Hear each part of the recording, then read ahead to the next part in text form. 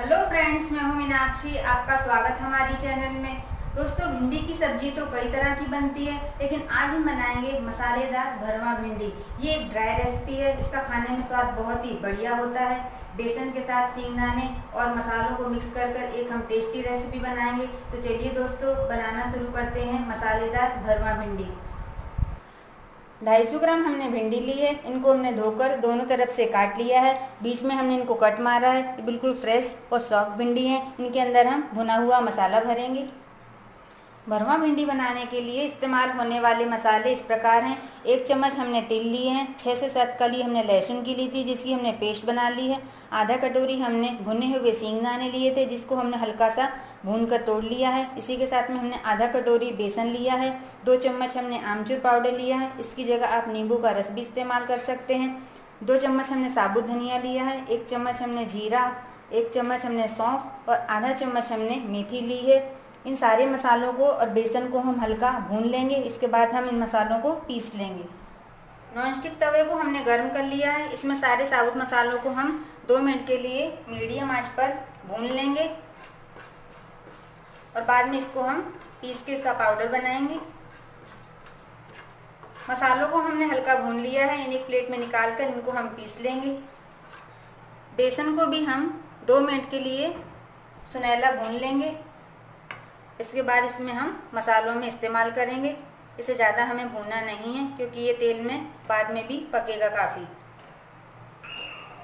बेसन को हमने हल्का हल्का भून लिया है। गैस को हम बंद कर देंगे और बेसन को हम थोड़ा सा ठंडा होने देंगे। इसके बाद इसमें हम सारे मसालों को मिक्स करेंगे। बेसन ठंडा हो चुका है। इसमें हम मसाले ऐड करेंगे। 2 चम्मच इसमें हम आमचूर का पाउडर डाल देंगे। इसी के साथ में इसमें स्वाद अनुसार नमक डालेंगे। तो 2 छोटा चम्मच इसमें नमक डालेंगे, क्योंकि भिंडी में नमक की मात्रा थोड़ी सी ज़्यादा रहेगी। इसी के साथ में 1 चम्मच हल्दी पाउडर। तीखापन लाने के लिए 2 छोटी चम्मच लाल मिर्च का पाउडर डालेंगे।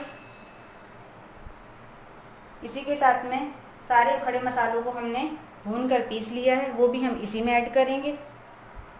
इसी के साथ में सींगदाने को हमने क्रश करके रखा हुआ है, भुने हुए हैं, इसी में डालेंगे। और हमने लहसुन की पेस्ट बना के रखी है, वो भी इसी में ऐड करेंगे। और इन सारी चीज़ों को हम पूरी तरह से हाथ से मिक्स कर देंगे, जिससे सारे मसाले बेसन में मिक्स हो जाएं। इसके बाद हम भिंडी को भरना शुरू करेंगे। सारे मसालों को हमने मिक्स कर लिया है।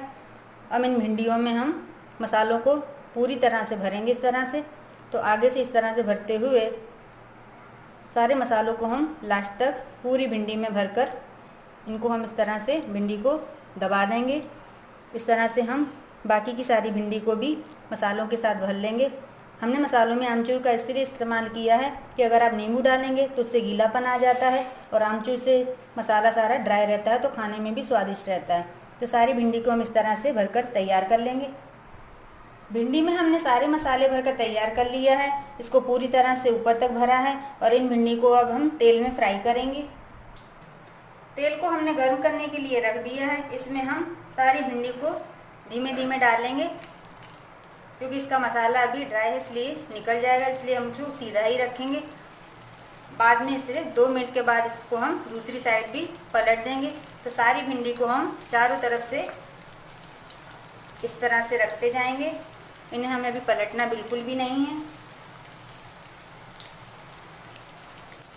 तो जितने मसाले को हमने भिंडी में भरा है, वो सारी भिंडी को हम इसी में डाल देंगे। भिंडी को हमने तेल में डाल दिया है। इसके ऊपर से हम 1 चम्मच तिल डाल देंगे और इन्हें 2 मिनट के लिए खुली आंच पर ही पकने देंगे। बाद में इसे हम दूसरी साइड भी पलट देंगे। 2 से 3 मिनट हो चुकी है। इन भिंडी को हम दूसरी साइड भी इस तरह से पलट देंगे, जिससे पूरी तरह से पक जाएं। और इन्हें हमें बिल्कुल ही धीमी आंच पर ही पकाना है, क्योंकि अगर तेज आंच पर पकाएंगे तो ये जल जाएंगी और अंदर से पकेंगे नहीं। तो इन्हें इसी तरह से हम 2 से 3 मिनट के लिए दूसरी साइड भी पका लेंगे।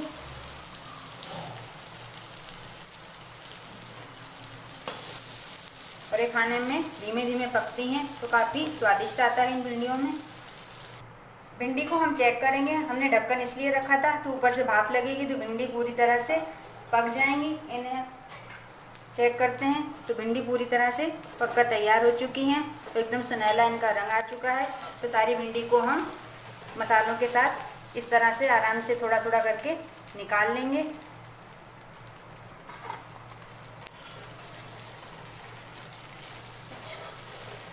और ये क्रिस्पी हैं, काफ़ी खाने में भी स्वादिष्ट लगेंगी। सारी भिंडी को हमने निकाल लिया है। इसमें 2 चम्मच तेल हमने और डाला है और बाकी की भिंडी को भी हम इसमें डाल देंगे और जैसे हमने आगे बनाई थी उसी तरह से इनको हम पका लेंगे।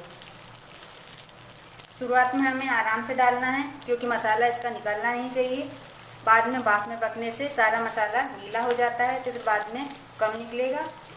तो इन्हें भी हम 3 से 4 मिनट के लिए पका लेंगे और ऊपर से हम इसको ढक्कन रख देंगे जिससे भिंडी में पूरी तरह से पक जाएं। बाकी की भिंडी भी पककर तैयार हो चुकी हैं। इन्हें हमने धीमी धीमी आंच पर पकाया है इसलिए करारी करारी भिंडी बनकर तैयार हो चुकी हैं। इन्हें हम एक प्लेट में निकाल लेंगे। करारी करारी मसालेदार भरवा भिंडी बनकर तैयार है। खाने में बहुत ही स्वादिष्ट और चटपटी है।